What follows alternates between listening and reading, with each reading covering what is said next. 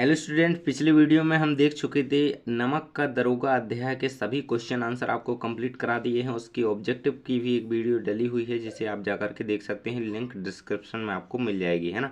तो अगला अध्याय है हमारा मियाँ नसीरुद्दीन। सेकेंड अध्याय है आपका गद्य खंड का आरोह भाग 1 का कक्षा 11वीं हिंदी का, है ना। तो इसको हम पूरा कंप्लीट करेंगे आज की इस वीडियो में। चलिए स्टार्ट करते हैं। तो पहला क्वेश्चन है इसमें आपका, मियाँ नसीरुद्दीन को नानबाइयों का मसीहा क्यों कहा जाता है। मियाँ नसीरुद्दीन को नानबाइयों का मसीहा क्यों कहा गया है ना। ये पहला क्वेश्चन है आपका। यहाँ पे इसका आंसर देख लेते हैं हम। इसका आंसर रहेगा आपका, मियाँ नसीरुद्दीन को नानबाइयों का मसीहा कहा गया है क्योंकि वे मसीहाई अंदाज से रोटी पकाने की कला का बखान करते थे। वे नानबाई हुनर में माहिर थे। उन्हें 56 तरह की रोटियां बनानी आती थी। यह 3 पीढ़ियों से उनका ख़ानदानी पेशा था। उनके दादा और पता बादशाह सलामत के यहाँ शाही बावर्ची खाने में बादशाह की खदमत किया करते थे। मियाँ रोटी बनाने को कला मानते हैं तथा स्वयं को उस्ताद कहते हैं। उनका बातचीत करने का ढंग भी महान कलाकारों जैसा है। तो इस प्रकार से आप इसका आंसर दे सकते हैं। लेखिका मियाँ नसीरुद्दीन के पास क्यों गई थीं। तो इसका आंसर रहेगा आपका, लेखिका मियाँ नसीरुद्दीन के पास इसलिए गई थीं ताकि वे रोटी बनाने की कारीगरी को जाने तथा उसे लोगों को बता सकें। मियाँ 56 तरह की रोटियां बनाने के लिए मशहूर थे।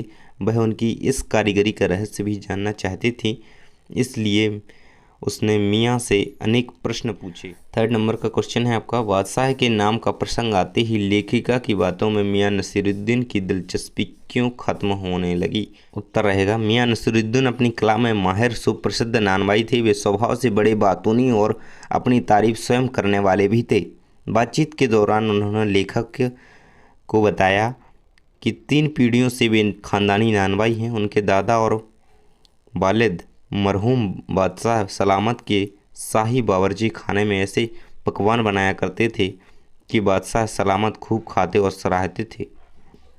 इस पर लेखिका ने उनसे बादशाह का नाम पूछा तो वे नाराज होकर बोले, क्या कीजिएगा, कोई चिट्ठी रुक्का भेजना है। और यह कहकर वे उखड़ गए। ऐसा जान पड़ता है कि बादशाह के विषय में वे झूठ कह रहे थे। इसी कारण रुखाई से अपने काम में लग गए। क्वेश्चन नंबर 4 है, मियाँ नसीरुद्दीन के चेहरे पर कसी दबे हुए अंधड़ के आसार देख यह मजमून ना छेड़ने का फैसला किया। इस कथन के पहले और बाद के प्रसंग का उल्लेख करते हुए इसे स्पष्ट कीजिए। ये रहेगा इसका आंसर। लेखिका ने मियाँ नसीरुद्दीन से बादशाह का नाम पूछा तो वे सही उत्तर नहीं दे पाए। लेखिका द्वारा बहादुर शाह जफर का नाम लेने पर वह चिढ़ गए और बोले कि यही नाम लिख लीजिए, आपको कौन सी बादशाह के नाम चिट्ठी भेजनी है। तो इस प्रकार से आप इसका आंसर देख लेंगे पूरा।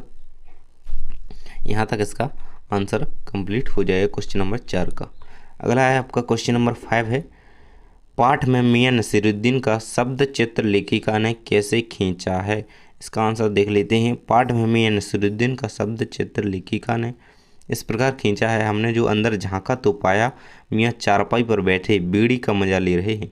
मौसमों की मार से पका चेहरा, आंखों में काइयाँ, भोलापन और पेशानी में पर मेजे हुए कारीगर के तेवर। इस प्रकार से आप इसका आंसर पूरा कंप्लीट कर लेंगे प्रश्न नंबर 5 का। क्वेश्चन नंबर 6 है, मियाँ नसीरुद्दीन की कौन सी बातें आपको अच्छी लगीं। तो इसका आंसर देख लेते हैं। मियाँ नसीरुद्दीन की सबसे अच्छी बात है अपने हुनर में माहिर होना। आज जब अधिकांश लोग अपने पारंपरिक पेशे को छोड़ते जा रहे हैं तो ऐसे लोग ही जो कला को जीवित रखते हैं। दूसरी बात जो उन्होंने कही थी कि सीख और शिक्षा क्या काम तो करने से आता है, कर्म करने में विश्वास रखना एक बड़ी बात है। आज लोग आराम तलबी में पढ़कर अपनी क्षमता खो देते हैं, पर वे बुजुर्ग होकर भी व्यस्त थे। और तीसरी बात, वे अखबार वालों से दूर ही रहना पसंद करते थे। इस प्रकार से आप इसका आंसर देखेंगे। क्वेश्चन नंबर 7 है, तालीम की तालीम ही बड़ी चीज़ होती है। यहाँ लेखिका ने तालीम शब्द का 2 बार प्रयोग क्यों किया है ना। तो इसे आपको समझाना है, 2 बार उपयोग क्यों किया है। क्या दूसरी बार आए तालीम शब्द की कोई जगह है, कोई अन्य शब्द रख सकते हैं, लिखिए। उत्तर रहेगा, यहाँ तालीम शब्द का 2 बार प्रयोग किया गया है। पहले तालीम का अर्थ शिक्षा या प्रशिक्षण, दूसरे तालीम का अर्थ पालन करना या आचरण करना है। इसका अर्थ यह है कि जो शिक्षा पाई जाए उसका पालन करना अधिक जरूरी है। दूसरी बार आए तालीम की जगह हम पालन शब्द भी लिख सकते हैं। प्रश्न नंबर 8 का आंसर रहेगा इस प्रकार से। क्वेश्चन रहेगा आपका पहले, मियां नसीरुद्दीन तीसरी पीढ़ी के हैं जिनसे अपने खानदानी व्यवसाय को अपनाया, है ना, जिसने अपने खानदानी व्यवसाय को अपनाया। वर्तमान समय में प्रायः लोग अपने पारंपरिक व्यवसाय को नहीं अपना रहे हैं, ऐसा क्यों? तो आज के परिवेश में अनेक हुनरमंद लोग अपनी संतान को उसी कला को व्यवसाय बनाने की सलाह नहीं देते हैं या संतान स्वयं ऐसा नहीं चाहती। इसका मुख्य कारण है कि खानदानी व्यवसाय में धन लाभ के अवसर अपेक्षाकृत कम रहते हैं। दूसरा कारण यह भी है कि आजकल खानदानी हुनर के प्रशंसक नहीं हैं। इस प्रकार इसका आंसर हो जाएगा, मियां नसीरुद्दीन कहीं अखबारन बीस तो नहीं है, यह तो खोजियों की खुराफात है। अखबार की भूमिका को देखते हुए इस पर टिप्पणी करें। आंसर देख पा रहे होंगे आप। मियां नसीरुद्दीन के अनुसार अखबार बनाने वाला व पढ़ने वाला दोनों निठल्ले हैं। उनका यह दृष्टिकोण गलत है। वे उन्हें खोजियों की खुराफात कहते हैं। तो इस प्रकार इसका पूरा आंसर यहाँ तक कंप्लीट हो जाएगा।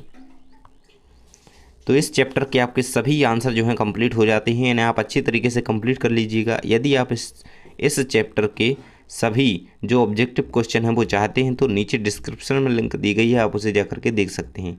और भी चैप्टर के हम जल्दी ही अपलोड करेंगे और पिछले चैप्टर के आप जाकर के देख लीजिएगा। Thanks for watching.